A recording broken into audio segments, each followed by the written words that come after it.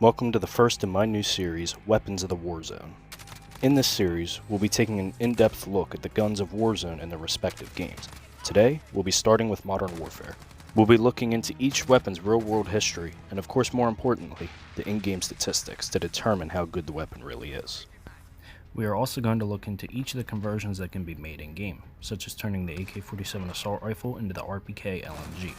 By the end of each review, you'll have a plethora of loadout choices to determine which best fits your playstyle. For our first review, we're going to cover the first assault rifle unlocked in-game, the Kilo 141, or as it's known in real life, the HK433. Designed by German arms manufacturer Heckler & Koch, the HK433 was designed to be familiar to those who have operated G36 and HK416 platforms. The HK433 was launched at Enforced TAC 2017, which took place on the 1st and 2nd of March 2017 in Nuremberg, Germany. It was created for a competition to decide the Bundeswehr's next main assault rifle to replace the G36. However, it lost to the Henel Mark 556 and will not be put into production.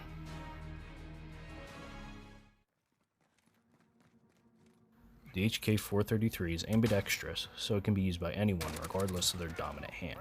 It's also a modular rifle, meaning the weapon can be changed as needed by the operator. The rifle also uses the NATO standard 5.56 by 45mm rounds, which is accurately reflected in game. The Kilo 141 is unlocked as soon as custom loadouts are available at rank 4, which this has made the gun one of the most prominently seen within the multiplayer. The Kilo has a moderate overall damage output, at least when compared to other weapons such as the Odin or the FN Scar. In close range, the Kilo is a formidable weapon, with it being capable to kill with 3 shots to the head or 4 anywhere else on the body. Medium range is still viable for the Kilo, with it taking 3 shots to the head but now taking 5 shots to kill anywhere else.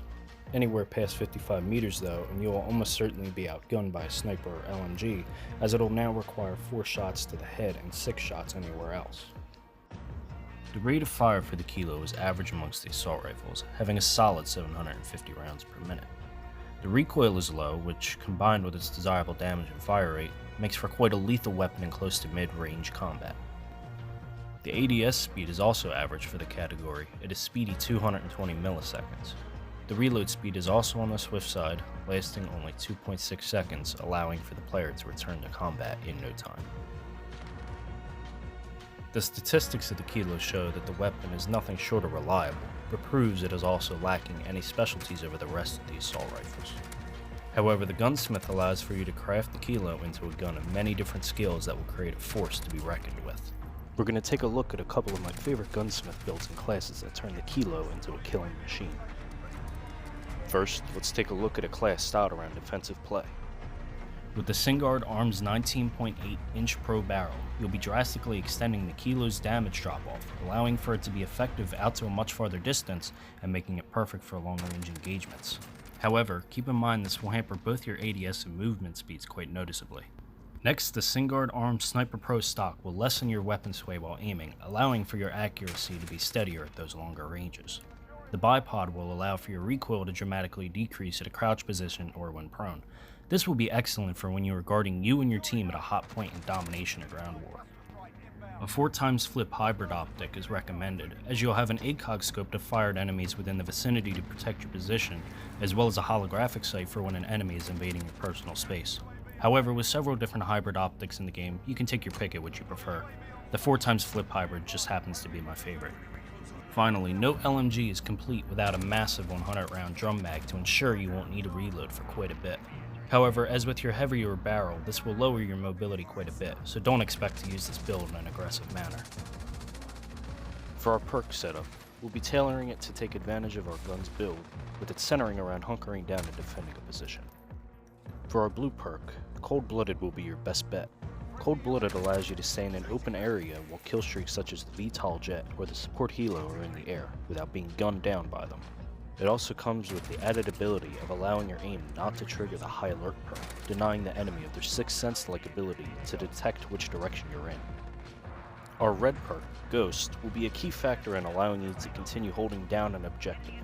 Being undetected by UAVs is critical if you want to defend a position. Giving the enemy a chance to pinpoint where you are before you take them out could spell the end of your streak. Our final perk we'll be using is Battle Hardened. Its ability to reduce the strength of a plethora of the tactical equipment will allow you to persevere the enemy's attempts to push through your defense, allowing you to take them out relatively unaffected by their efforts.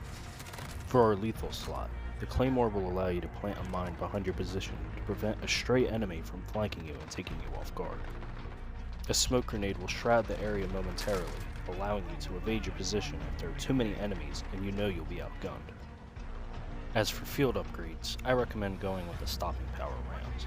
Having the ability to increase the damage of your gun will definitely become your best friend in high-octane situations where the Kilo will be able to more easily take down multiple foes. If you have Field Upgrade Pro unlocked, I recommend also going with the munitions box to make up for the lack of Scavenger in our perk loadout. Although Scavenger is much less useful as it's built around moving to grab bags of ammunition off of dead enemies, the munitions box can refill all of your ammo where you're at the press of a button, without running out in the open and giving yourself away.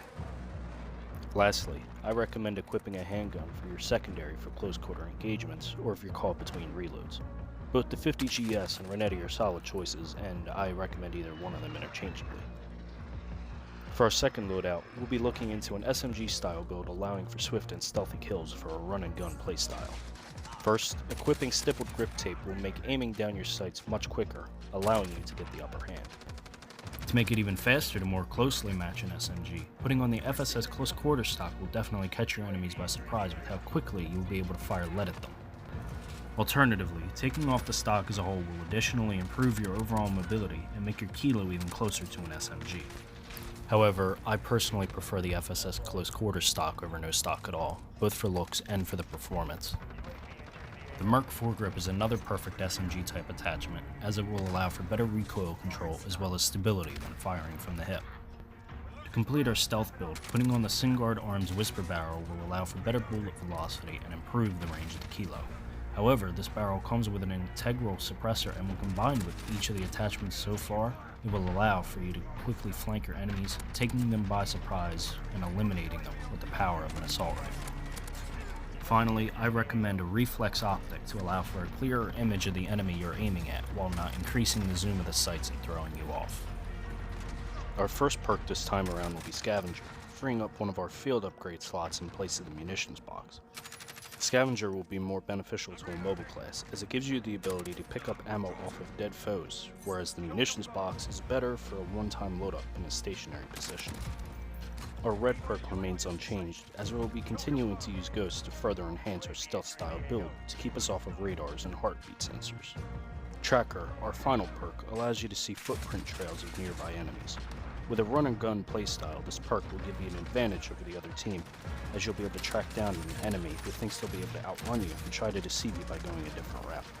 It also hides the death icon of enemies you killed, making their team clueless as to where their ally has fallen to the power of your Kilo.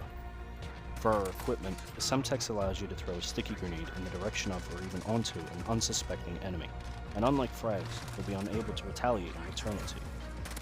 In addition, a stun grenade will give you the ability to blind and disorient an enemy who may seem to have the upper hand over you, which could spell their demise and allow you to emerge victorious. Our first field upgrade is unchanged, with it being stopping power rounds. Having the speed of an SMG and the power of an assault rifle with the damage boost of stopping power makes for one potent combination, one not worth passing up on. Our second, however, is Dead Silence. Despite not being a perk in Modern Warfare, Dead Silence acts as it did in previous games, silencing your footsteps, perfect for our stealth build. The one detriment is that you must choose when you think it would best work for you, as it is only a temporary ability this time around. However, chaining kills together extends the field upgrade's duration, giving you more time to weed out any unsuspecting enemies.